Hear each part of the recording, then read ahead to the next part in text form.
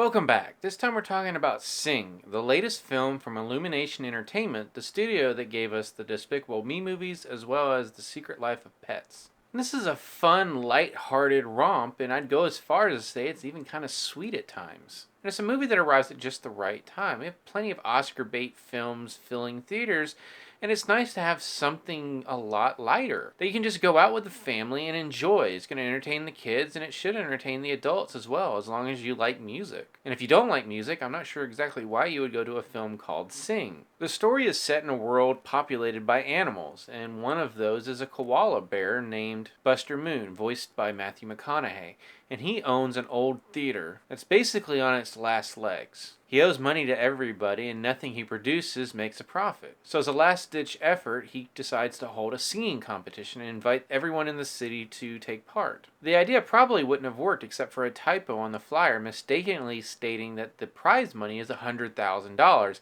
when in actuality it's actually around $1,000.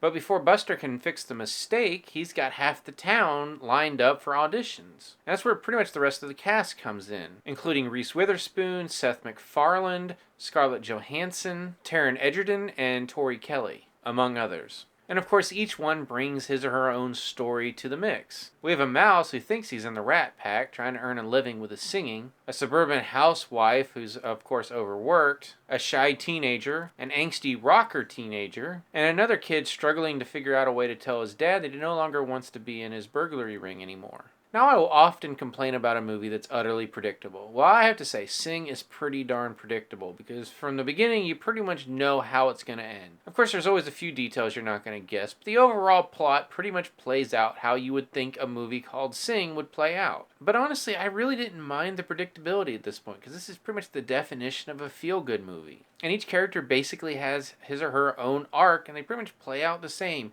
They start out with problems, they kind of find their way and get on sort of a high, then they have a deep low, and then we're going to have a happy ending in the end, because you know this movie's not going to end on a downer. So that's not really a spoiler. Despite what the internet would try to show us, in that everyone likes to see people fail, most people like to see people succeed. And when you're telling a story in a visual medium like a movie or a television series, no method of success plays out better visually than someone succeeding in the arts. That's one of the reasons why people like all these singing competitions. They like to see someone come from nothing and become a success. And Sing really plays on that, and there's a lot of enjoyment to get out of that. Is this a film that a few years from now I'm going to really remember? Probably not, but it's a film I'm glad I went to go see. It was an enjoyable time, and I think it's something in this holiday season that the entire family can go to and have a fun. So if you've seen Sing, let me know what you thought about it.